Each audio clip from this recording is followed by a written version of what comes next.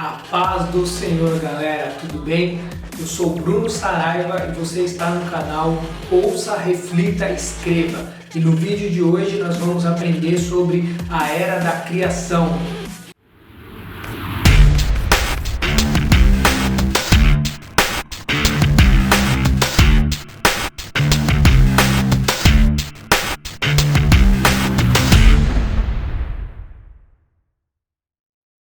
A paz do Senhor, galera, tudo bem com vocês? Como vocês viram aqui, nós vamos para o nosso último vídeo com relação à Era da Criação. Então eu quero te convidar a ficar com a gente e já agradecer aí a oportunidade de falar com você e o privilégio aí de ter você aí comigo e com as outras pessoas ali que vão visualizar esse vídeo. Amém? Não deixe aí de compartilhar conhecimento. Se você conhece livros, se você conhece conteúdo com relação à Era da Criação, compartilhe aqui nos comentários. Amém? Vamos crescer junto, como eu sempre costumo aí falar, com destino a Nova Jerusalém. Amém? Com destino a ver o nosso amado aí, a estar com Jesus aí logo mais. Fechou? Então vamos lá então. Nós vamos aprender agora a parte final da Era da Criação, fechou? Pode acontecer da gente ter mais vídeos com relação a isso, fechou? Vai depender aí do conteúdo aí que eu conseguir trazer, mas por enquanto aí nós estamos aí no nosso último vídeo encerrando esse assunto e talvez a gente abra aí mais uma vez aí esse assunto falando de outras coisas, fechado? Então nós vamos falar um pouco agora sobre o concerto de Deus com Noé e a sua semente. Está em Gênesis 9, do 1 ao 19. Este capítulo fala sobre o mundo novo e seus habitantes. Fechou? Então, nós percebemos que desta família de Noé, o mundo foi povoado novamente. E é muito doido, né? Você pensar que Deus fala as mesmas palavras com a família de Noé que ele tinha falado com Adão e Eva. Então, nós podemos ver isso em Gênesis 1, 28 e Gênesis 9:1. Então Deus dá a mesma ordenança, porque era o início de tudo novamente. O mundo se encheu, passou de 8 pessoas para mais ou menos aí mais de 4 bilhões que nós temos hoje aí, talvez até mais. Então assim, nós percebemos o quanto Deus é maravilhoso. Então desde aquele período tudo foi construído novamente a partir de Noé. O concerto que Deus fez com Noé foi feito também com a nossa semente. Então assim, toda alma vivente. Então foi algo não só para os humanos, para o mundo animal também, o mundo vegetal, as coisas que passaram a existir novamente após o dilúvio. Esse concerto foi feito exclusivamente pela graça, não podemos esquecer, e era incondicional. Então assim, não dependeu do homem para que isso acontecesse. Foi Deus que estabeleceu. Foi Deus que quis começar de novo e estabelecer o quê? Um concerto com o homem. Então assim, Deus, partiu de Deus essa iniciativa. Nós não podemos esquecer nunca disso e não podemos nitidamente se gloriar por causa disso. Então assim, e aí nós vemos o quê? A promessa de não destruir mais a terra pelas águas do dilúvio. Foi algo que Deus decretou ali após a saída de Noé da arca, que está em Gênesis 8, 21 e Gênesis 9, do 11 ao 17. Qual foi o sinal de que isso nunca mais aconteceria? Foi através do arco-íris. Fechou? Então o arco-íris que nós vemos hoje, ele é o símbolo da aliança que Deus fez com Noé e com o mundo, com a terra, que ele nunca mais destruiria. E nós podemos perceber que esse arco, né, o arco-íris, ele não tem a flecha. Então assim, é um sinal de que Deus, ele não vai mais usar ali a flecha de sentença dele com relação às águas, com relação a decretar algo que ele fez naquele período. Deus se comprometeu com isso. Então assim, toda vez que você vê o arco-íris, lembre-se disso, é um sinal de Deus com relação à humanidade. Então Deus estabelece algumas coisas muito interessantes com a saída de Noé da arca e sua família. A continuação das estações até o fim do mundo, que está em Gênesis 8, 22. Então Deus se compromete com relação a isso. O homem terá um domínio sobre todos os animais da terra, que está em Gênesis 9:2, e a carne dos animais serviria ali, a partir daquele momento, como comida ao homem. Então assim, sendo tirado o sangue, porque o sangue era proibido comer naquela época. Então isso nós vemos ali, tanto em Gênesis 9, do 3 a 4, e podemos ver algo muito interessante também em Atos 15, do 28 ao 29. Então, outra coisa estabelecida por Deus ali naquele período foi o que? A pena de morte estabelecida pelo assassinato. Então, nós podemos notar que foi estabelecida antes da lei de Moisés. Por isso, não faz parte da lei de Moisés, mas a lei de Deus continua sendo válida até o fim. Então, assim, é algo que está na palavra. Então, assim, nós não podemos questionar ali e querer, muitas vezes, colocar justo. Então, foi decretos que Deus colocou antes mesmo ali de Moisés existir. Fechou? Então, a palavra fala que Noé tinha 3 filhos que saíram com ele da arca, com as suas esposas, que foi Sem, Cã e Jafé. Isso está em Gênesis 9, 18 e 19.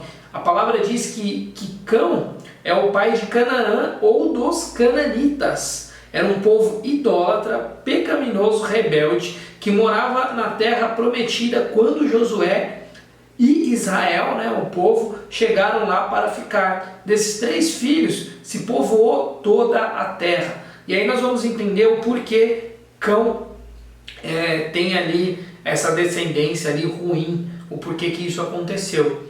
Então nós vamos para o outro tópico, que é o pecado de Noé e de Cão, fechou? Que está em Gênesis 9, do 20 ao 29. Então é a primeira vez que a Bíblia relata algo relacionado à bebida alcoólica, e a Bíblia ela já relata a bebida alcoólica atrelaçando ela ao quê? A coisa ruim. E isso se estende por toda a Bíblia. Então nós não vemos ali relatos da Bíblia colocando ali a bebida alcoólica como algo bom. Vale ressaltar que o vinho daquela época ele já era algo com teor alcoólico totalmente diferente dos dias de hoje. Então imagina se naquela época já não era algo bom, imagina nos dias de hoje. Então o pecado que acontece com relação a Cão é algo muito ruim mesmo, é algo extremamente sério que aconteceu. Então nós vemos ali relatos que quando Noé ele se embriaga e Cão entra ali e contempla a nudez ali do seu pai, Noé, alguns estudos diz que foi algo até com relação ao desejo,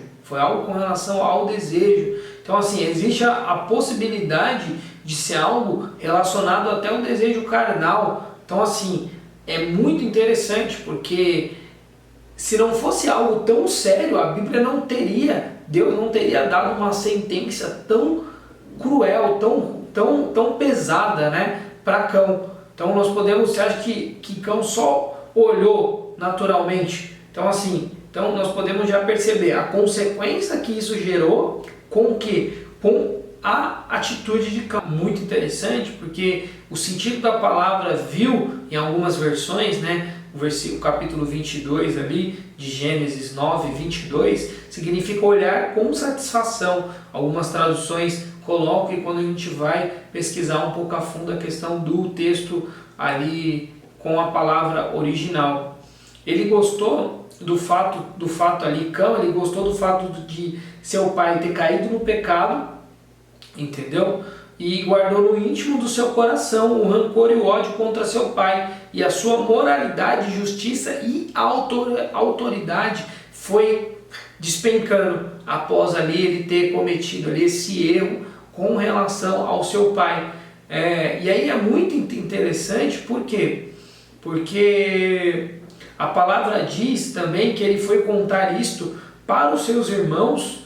Quando fala ali fê-los saber, significa que ele contou aos seus irmãos com muito prazer. Então não foi algo ali que ele contou com preocupação, ele contou com muito prazer. Nossa, meu pai caiu. Muito interessante isso, Ele tinha um ressentimento contra os ensinos e regras justas que tinha sido ensinado. Então assim, nós percebemos o quanto ali Cão ele comete algo extremamente sério com relação principalmente a Deus. Então o castigo que Deus deu a Cão e a sua descendência é que ele ia ser servo para todos os outros, mas principalmente para a descendência de Sem, que veria ali ser construído o quê? O povo de Israel. Então Deus decreta algo muito sério com relação a Cão. E aí é muito interessante porque se nós percebemos, se nós formos estudar um pouco fundo, a gente não vai entrar muito nisso, mas Cão, ele vem, a descendência de Cão vem toda a região da África. E quanto nós já percebemos ao longo da história que o povo da África ele foi um povo extremamente sofrido, foi um povo que passou por inúmeros processos de escravidão. Então assim, nós percebemos o quanto isso é real, o quanto isso é sério quando Deus decreta algo, certo? Vamos aprender um pouco agora sobre as descendências ali de Noé, que está escrito em Gênesis 10, do 1 ao 32, certo? Jafé, um dos filhos de Noé, que está ali na parte do 1 ao 5. Este povo é um dos chamados de hoje em dia sendo indo-europeus. Eles ficam na Europa, a maior parte na Ásia e nas ilhas que ficam ao litoral da Europa e da Ásia. Então tudo indica que da descendência de Jafé veio esse povo desse local que eu comentei. Depois chegaram até os continentes da América do Norte e América do Sul. Nota que é uma área grande, como Deus tinha dito em Gênesis 9, 22. Então assim, toda a descendência de Jafé, eles se espalham por essa localidade, por esse território. Jafé é inclusive pai ali dos seguintes povos: dos gregos, dos romanos, dos alemães, dos celtas, dos escandinavos, dos finlandeses, dos holandeses, dos russos, dos citas, dos turcos, dos medes, dos ingleses, dos franceses, dos italianos, dos húngaros e de outros povos da Europa. Interessante, né? Agora vamos ver Cão. Os versículos 19 e 20 da região geográfica da descendência de Cão, a região dele que ele começou foi o que? Foi o Egito, indo para o sul, incluindo os continentes da África de forma completa, de todo o território africano. No versículo 6 tem os nomes dos filhos de Cã, então, que são Cusi, Misraim, Puté e Canaã. Observe que são esses os povos hoje em dia. Cusé é Etiópia, Misraim é Egito, Put é a Líbia e Canaã é a África e a Arábia. Olha aí, você vê que a Bíblia fala de algo muito interessante para nós percebermos como esses povos vivem hoje. E é muito interessante porque esses povos eles não ficaram satisfeitos em ficar em sua região dada por Deus, mas depois invadiu o que? A terra de Sem, até hoje em dia está lutando contra ali a descendência de Sem, em particular Israel, né, para tomar conta da terra, para tomar conta ali daquilo que foi separado muito lá atrás. Agora nós vamos falar um pouquinho sobre a descendência de Sem. Deus deu para este povo a terra descrita por Josué, que seria ali Israel. Em Josué 1,4, a fronteira do norte é Líbano até o Golfo Pérsico.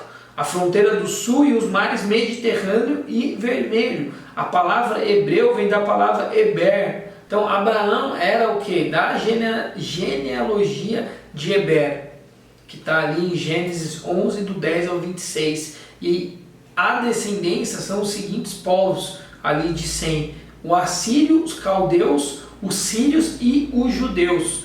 Todo esse povo vem da descendência de quem? De Sem. Fechou? Gênesis 9, 7 fala algo muito interessante. Mas vocês sejam férteis e multiplicam-se, e espalhem-se pela terra e proliferem nela. Então foi essa a ordenança que Deus deu a Noé, a Sem, a Cão e a Jefé.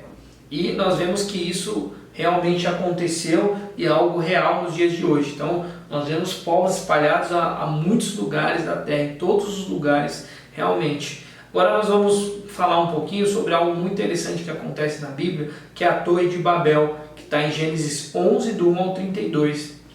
Este acontecimento é o tanto importante quanto o dilúvio, porque dando-se a origem das línguas e as características físicas que nós vemos hoje nas pessoas. Então, por que nós vemos ali os japoneses com uma características, não só os japoneses, mas os asiáticos, com uma característica totalmente diferente dos africanos, que são totalmente diferente do pessoal da América do Sul e diferente do povo da Europa. Então, tudo se dá essa origem nessa parte da Torre de Babel. É um evento que, na verdade, aconteceu. O que aconteceu nesse período foi um milagre de Deus que mostra o juízo divino. Então, assim, foi algo que Deus fez com juízo. Então, também revela o que? A deterioração da condição moral e espiritual do mundo. Um cara muito interessante que faz parte desse momento da Torre de Babel é Nimrod e seus seguidores. Então, Nimrod mesmo se tornou um deus deste povo, né, que adorava as hostes dos céus, planetas, estrelas, lua e o sol principalmente. Então eram adoradores desses astros. Eles de propósito deixaram os mandamentos de Deus, amém, para afrontar ali o que Deus tinha ordenado e adoraram a criação de Deus ao invés do que? Ao invés de Deus mesmo. Então nós percebemos que essa adoração aos astros é algo que está lá atrás, logo no início da humanidade, não é algo contemporâneo. Amém? Eles edificaram uma torre dedicada à adoração dessas hostes dos céus, que eram ali os seus deuses. Então essa torre que eles ergueram foram para isso, que eles queriam ser conhecidos por toda a humanidade durante o resto das suas vidas e adorar ali os seres lunares, né? E isso que o versículo 4 significa quando diz que edificaram uma torre cujo cume toque os céus. Amém? Então era justamente para isso. Era uma afronta contra Deus, iniciada e introduzida por Satanás, que acabou na confusão, na disseminação mesmo, totalmente na desconexão entre Deus e o homem. Então nós podemos ver o que desse assunto com relação à Torre de Babel. Eles se acharam mais sábios do que Deus e Noé.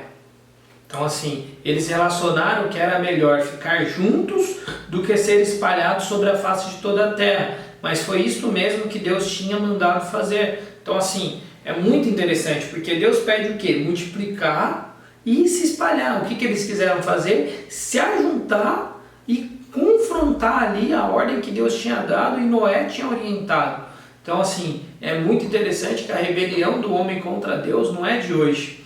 E o que foi que eles edificaram e fizeram? Vamos aprender um pouco sobre isso. Edificaram uma cidade com uma torre religiosa, né, dedicada aos seus deuses falsos, que é como a gente comentou, que eram os astros, a lua, o sol, os planetas, as estrelas. E isto que significa a frase, cujo cume toque aos céus, era um observatório para contemplar o que? As hostes celestiais, os planetas, isso que a gente já comentou. Era uma torre que ficava com uma pirâmide com muitos andares. Então era uma torre assim com muitos andares, certo?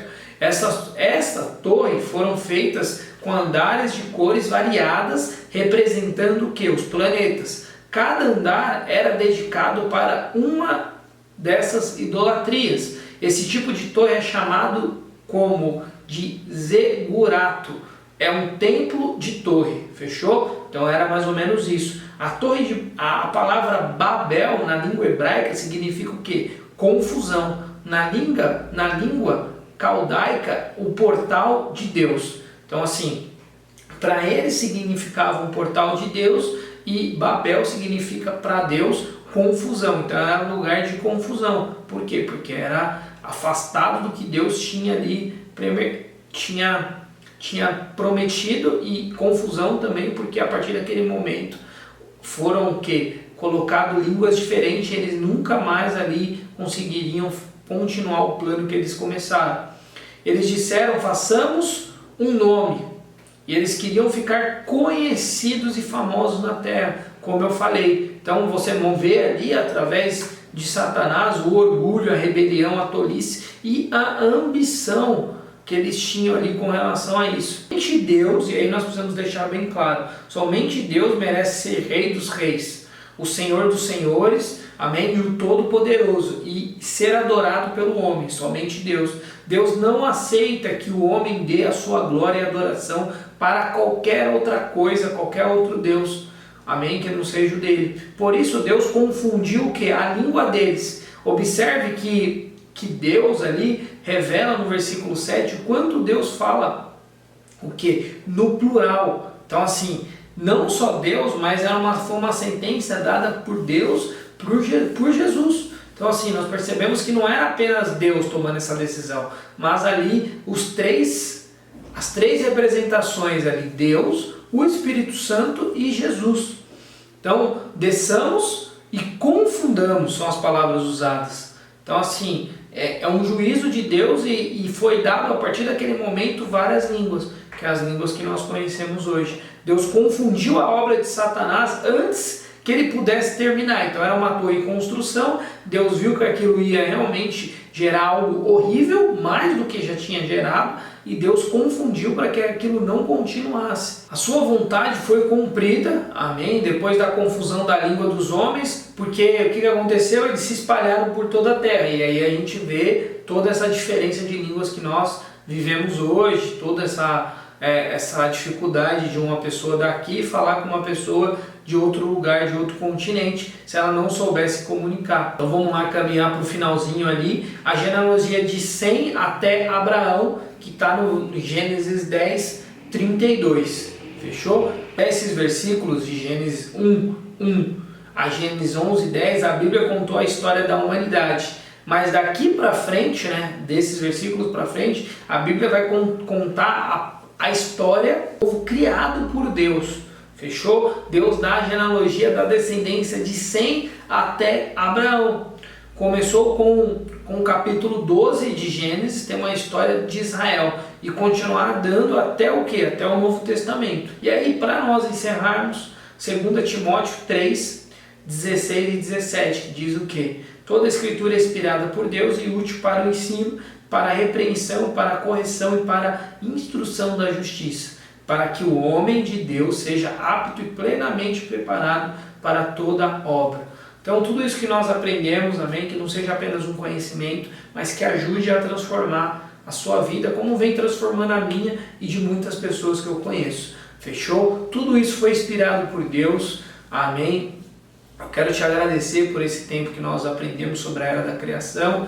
Logo mais nós vamos aprender sobre os patriarcas, que é a sequência ali do que nós aprendemos nesses vídeos. Fechou? Então fica com Deus, um excelente aí estudo para você. Se você conhece algum livro que fala sobre a era da criação, compartilhe aqui com a gente nos comentários. Fechou? Ouça, reflita e escreva sobre isso.